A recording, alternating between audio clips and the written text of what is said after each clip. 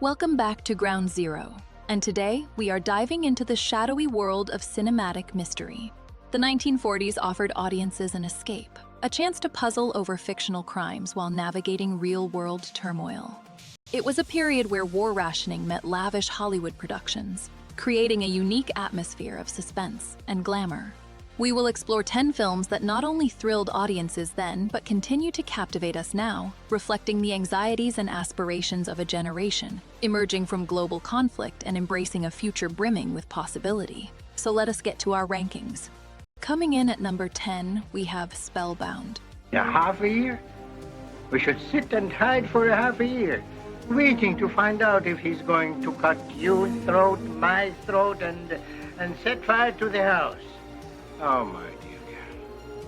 Even to a woman in love, such a situation must seem a little unreasonable. This psychological thriller, directed by Alfred Hitchcock, began as an adaptation of the 1927 novel The House of Dr. Edwards, though the final film drastically departed from its source material, retaining only a few character names like Dr. Edwards, Constance, Peterson, and Dr. Murchison.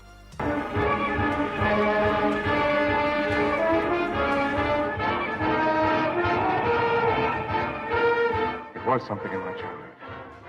Something in my childhood. I remember now. I killed my brother. Gregory Peck delivers a compelling performance as John Ballantyne, while Ingrid Bergman portrays the insightful Dr. Peterson, and the film's groundbreaking score by Miklos Rosa famously inspired a future generation of composers, including Jerry Goldsmith. No, you mustn't say you killed him, darling. Try to remember what happened before Edwards went over. But when he said he killed him, he wasn't himself. He was in a state of great mental distress. Coming up next, we have Great Expectations. You're the convict I gave the food to. You acted nobly, my boy. Noble, Pip, and I've never forgot it. If you're grateful to me for what I did when I was a child, and you've come to thank me for it, there's no need. David Lean's adaptation of the Dickens novel stands as a classic, a film that, while condensing the source material, remarkably captures its spirit and has been filmed more than 5 times. What have I done? What have I done?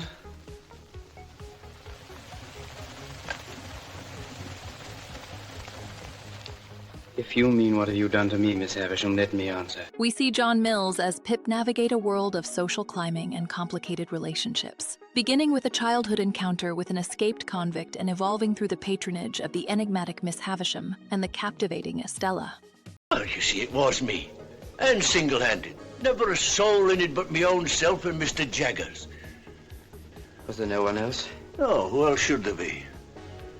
Well, where are you going to put me, dear boy? Though characters like Matthew Pocket were omitted, streamlining the story, Lean's vision remains powerfully evocative, focusing on Pip's internal journey and highlighting the stark divisions of the time. Isn't it true that Bentley Drummle is in town here and pursuing you? Quite true. That you encourage him and ride out with him? And that he dines with you this very day? Quite true. How can you fling yourself at such a man? Should I rather fling myself at you, Pip, who would sense at once that I bring nothing to you? But you cannot love him, Estella. What have I always told you? Do you still think, in spite of it, that I don't mean what I say? Coming up next, we have Gaslight. Mrs. Heaviside told me you were here. Fanny, I can't deny it. I'm going to tell Alicia the truth. No, Father, you mustn't, please. Yes, it's fairer to both of you. Fanny, are you leaving? Yes. But why? Has Alicia been unkind to you? No, Father, it's not that. Please don't ask me. Oh, the chessmen. Really, my dear Clyde, is my bedroom quite the place? I must say I think it a little indelicate of you to plant your mistress on me as a spy. Alicia. I hope, Hooper, you've made the best of your story. Something really vivid and dramatic, plenty of detail. Alicia, what are you talking about? I don't understand that. Oh, I came in a second too soon. It was the first raptures of meeting I interrupted, not the confidential report. Please go on, Hooper. Do you really want me to, madam? No. I'll tell him myself. We explore a story where the very term for a specific kind of manipulation originated, a practice where a person's perception of reality is systematically undermined. Good evening. Have I seen you somewhere before? You might have at the Getty. I'm in the chorus, front row. Of course. Where else would you be? My wife would be glad if you'd join us for a glass of wine. Your wife? And your friend. Is she in the chorus, too? Come, my dear, don't be shy. Ingrid Bergman delivers a haunting performance as Paula Alquist, drawn into a web of deceit by Charles Boyer's Gregory Anton within the walls of a London home steeped in tragedy. And you expect me to believe that? When you persist in this association with a girl of Fanny Hooper's parentage? Oh, Mother, it's time people were judged on what they are, not on their parentage. My dear Harry, do you suggest that we should do away with class distinctions? They will be done away with. 100 years from now, less. There'll be no such thing. The film, adapted from a play, indelibly marked the cultural lexicon, with its depiction of isolating abuse and questioning of sanity, a truly unsettling psychological thriller that continues to resonate. By any chance I do not come back, then you did accept his challenge. Why did you pretend? I didn't want to spoil our first evening together in Paris. Oh, Harry, why did you do it? An affair of honor. Honor? Coming up next, we have Shadow of a Doubt. Charlie, will you help me? Help you? The same blood flows through our veins, Charlie. A week ago, I was at the end of my rope. Oh, I'm so tired, Charlie. That's an end to the running a man can do. You'll never know what it's like to be so tired. Alfred Hitchcock masterfully explores the unsettling idea that darkness resides beneath the most familiar surfaces, bringing a murderer directly into the heart of an idyllic American home in Santa Rosa, California. I know reason why. I'm just scared. You're the ones who seem sure. It's just that I can't stand for anything to happen here. You know what he's done, don't you? No, I don't want to hear. I want you to get this. We're really doing you a favor. You've had a bad break, but you know anything more about your uncle than you've already told us? Let's have it. You also want to know when he leaves town and how he leaves town. The film centers on young Charlie, played by Teresa Wright, and her fascination with her visiting Uncle Charlie. Portrayed by Joseph Cotten, a man whose disdain for certain wealthy women reveals a disturbing undercurrent, hinting at a sinister truth she begins to suspect. 46 Burnham Street. Mm-hmm. It was taken the Christmas you got your bicycle, just before your accident. Uncle Charlie, you were beautiful. Wasn't he, though? And such a quiet boy, always reading. I always said Papa never should have bought you that bicycle. You didn't know how to handle it, Charlie. He took it right out on the icy road and skidded into a streetcar. He thought he was going to die. I'm glad he didn't. Well, he almost did. He fractured his skull. And he was laid up so long. And then, when he was getting well, there was no holding him. It was just as though all the rest he had was, well, too much for him, and he had to get into mischief to blow off steam. He didn't do much reading after that, let me tell you. It was taken the very day he had his accident. And then a few days later, when the pictures came home, how Mama cried. She wondered if he'd ever look. Hitchcock refines a recurring theme, the notion that something wicked can be concealed within the ordinary, as Uncle Charlie delivers a chilling monologue revealing his warped worldview. Mistake. Had it in my hand, I guess. Nothing special in it. Want to look at the headlines, Charles? Thank you, Joe. Roger, don't make so much noise with your soup. If he holds his hips close together, he can drop carefully, same as a horse. And don't be disgusting. Mom, may I get my bread in it? Where's Charlie? She wanted to serve the dinner tonight. She'll be in a minute. Coming up next, we have Laura. Walter, why are you doing this?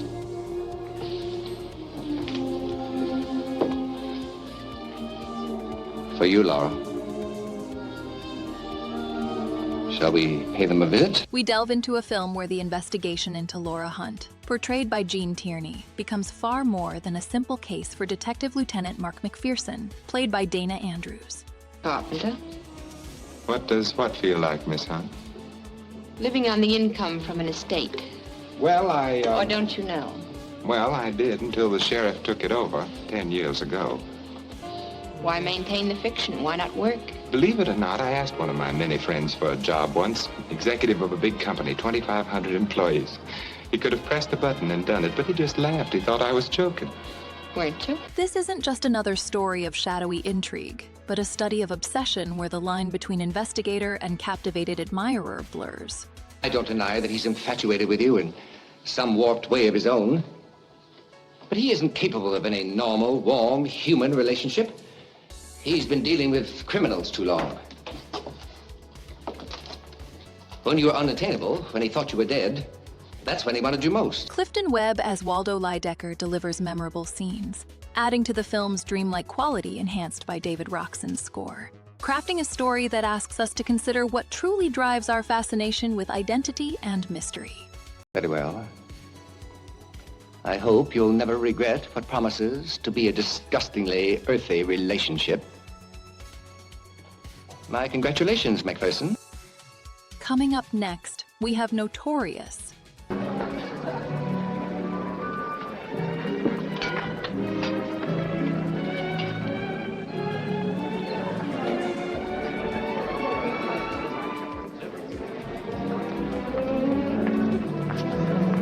Enjoying yourself, Mr. Devlin? Very much, thank you. There's so many things I would like to ask you about the States. We explore a fascinating work from Alfred Hitchcock, a film some, like Francois Truffaut, consider the quintessential example of his style, a complicated romance cleverly disguised as espionage.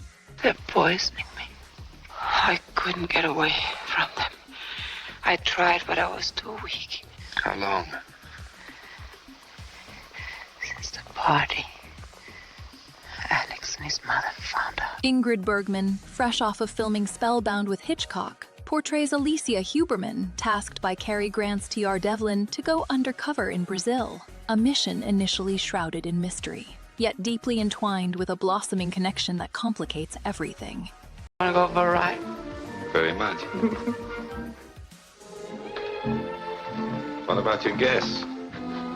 They'll crawl out under their own steam. I'm going to drive.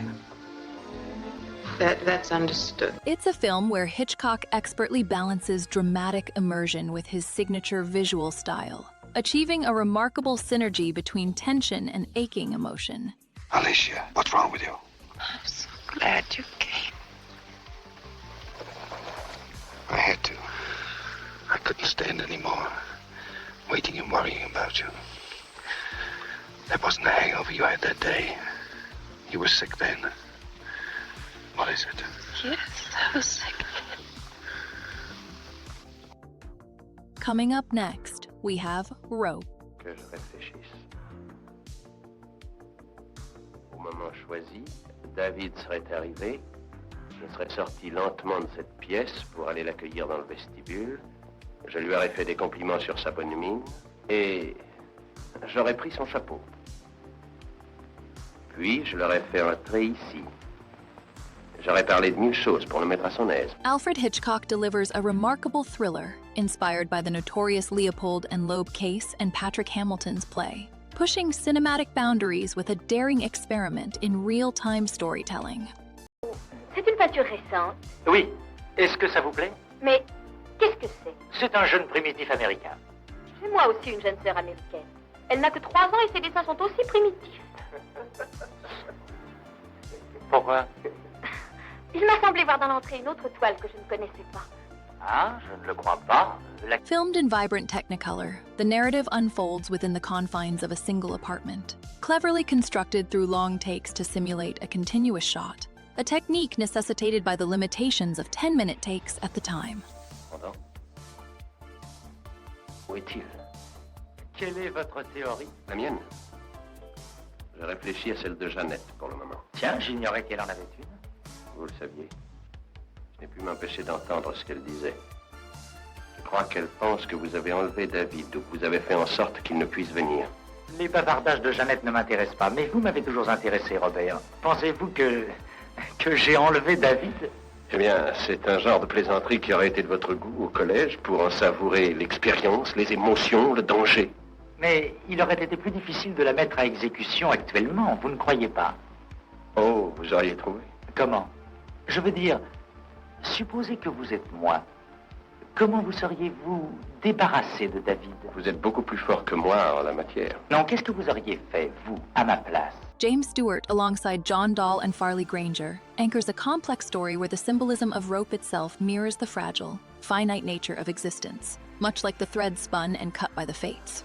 De quel droit osez-vous proclamer qu'il existe une élite supérieure dont vous croyez faire partie? De quel droit Osez-vous décider que ce garçon couché là-dedans était un être inférieur et devait être sacrifié? Vous croyez-vous Dieu, Bernard? Est-ce à ça que vous pensiez quand vous avez supprimé cette jeune vie? Est-ce à ça que vous pensiez en servant à manger au-dessus de ce cadavre? Je ne sais pas ce que vous pensiez, ni ce que vous êtes, mais je sais ce que vous avez. Coming up at number 3, we have Rebecca. We're the only two people in the world that know, Maxim, you and I. I told you once that I'd done a very selfish thing in marrying you. You can understand now what I meant. I've loved you, my darling. I shall always love you. But I've known all along that Rebecca would win in the end. No. She hasn't won. No matter what happens now, she hasn't won. Alfred Hitchcock's first American film establishes a truly haunting atmosphere, where Manderley Estate itself functions almost as a character, relentlessly permeated by the memory of the first Mrs. De Winter. On and on wound the poor thread that had once been our drive. And finally, there was Manderley. Manderley, secretive and silent. Time could not mar the perfect symmetry of those walls. Moonlight can play odd tricks upon the fancy. And suddenly it seemed to me that light came from the windows. Joan Fontaine delivers a remarkable performance as the unnamed new bride, battling not only the expectations of Maxim de Winter, portrayed by Laurence Olivier, but also the chilling manipulations of housekeeper Mrs. Danvers, embodied by Judith Anderson. Whenever you touched me, I knew you were comparing me with Rebecca. Whenever you looked at me, or spoke to me, or walked with me in the garden, I knew you were thinking, this I did with Rebecca, and this, and this. Oh, it's true, isn't it? The film profoundly explores how the past doesn't simply exist as recollection, but as an oppressive force shaping the present, a battle for identity and freedom within the walls of a grand estate. Jasper! Jasper! Oh, there you are.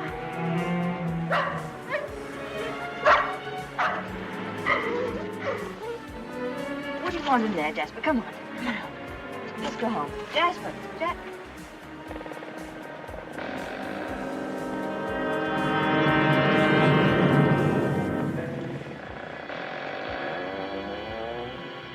Oh. I didn't know that there was anybody. I know that dog. He comes for the house. He ain't yours. No, he's Mr. De Winter's dog. Have you anything I could tie him with? Coming in at number 2, we have The Third Man.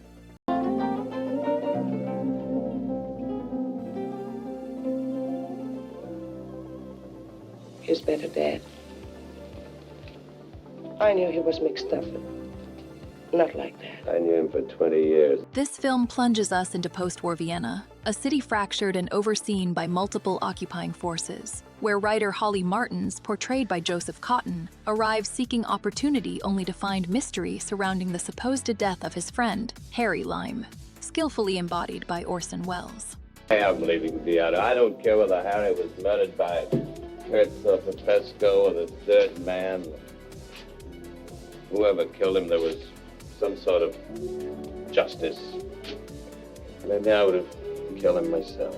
A person doesn't change because you find out more. Look, I've got a splitting headache, and you stand there and just talk and talk and talk. I hate it. That's the first time I ever saw you laugh. The unforgettable reveal of Lime, framed by striking cinematography and a playful kitten, embodies the character's cheerful rascality as described by Graham Greene, establishing a captivating atmosphere of intrigue where idealism clashes with a shadowed reality. What the fella says. In Italy, for 30 years under the Borgias, they had warfare, terror, murder, bloodshed, but they produced Michelangelo, Leonardo da Vinci, and the Renaissance. In Switzerland, they had brotherly love. They had 500 years of democracy and peace. We have journeyed through shadowy streets and deceptive minds, explored the psychological depths of stories like Rebecca and Spellbound, and unraveled the twists within classics such as The Third Man and Notorious. From the atmospheric suspense of Gaslight to the unsettling brilliance of Rope and Shadow of a Doubt, the 1940s delivered a captivating blend of noir and psychological thrillers, each one a masterclass in suspense and intrigue. But through all these exceptional films, one stands apart, a touchstone for the genre and a defining piece of cinematic history. And now, the moment we have all been waiting for. Coming up at number 1, we have Citizen Kane. Okay. Well, I tell you, Mr. Thompson, he acted kind of funny sometimes, you know? No, I didn't. Yes, he did crazy things sometimes. I've been working for him 11 years now, in charge of the whole place. So I ought to know. Rosebud. Yes? Well, like I tell you, the old man acted kind of funny sometimes, but, I know how to handle him. Need a lot of service? Yeah, but I know how to handle him.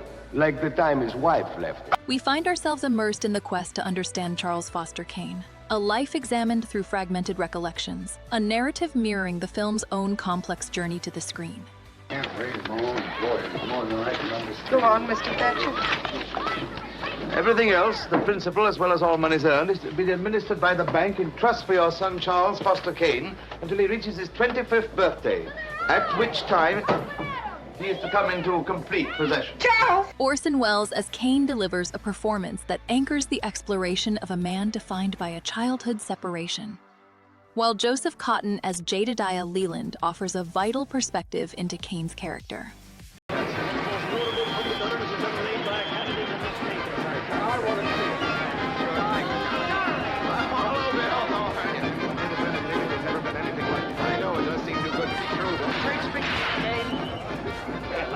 Today, you'd be in by 100,000 votes. Jim Geddes isn't even pretending. Hello, He's not just scared anymore. How are you? He's sick. I think it's beginning to dawn on Jim Geddes. I mean what I say. You like your old man's speech? I was in a box, Daddy. I could hear every word. I saw you. Hello, Emily. Hold it. Big speech, Mr. Kane. Great. Wonderful, wonderful. Yes, this is excellent. Boy, I thought we were... I'm sending Junior home in the car, Charles, with Oliver. Night, Father. Bye, son. The elusive Rosebud is not a simple answer, but rather a poignant illustration that understanding a life requires assembling countless, often incomplete pieces. Much like the investigation into the film itself, a legend sustained by its own fascinating complexities. Hey, Mr. Kane, I'm from the Inquirer.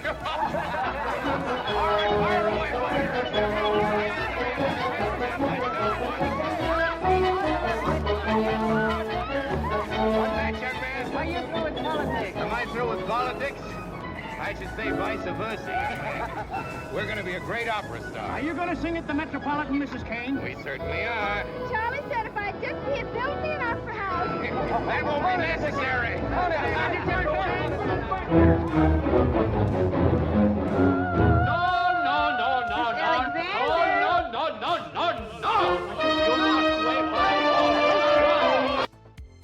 And so, we have journeyed through a collection of 10 truly captivating mystery films, each a masterclass in suspense and shadowy storytelling, offering a glimpse into a period where intrigue resided on every corner. From the complex plots of The Maltese Falcon to the chilling atmosphere of Laura, these films remain compelling examples of the genre's golden age. But we know this is just a starting point, and countless other gems deserve recognition. So tell us, what did we miss? What are your favorite mysteries from this era? More importantly, comment down below what specific film list you would like us to cover next. Do not forget to like this video and subscribe to Ground Zero for more deep dives into the world of cinema.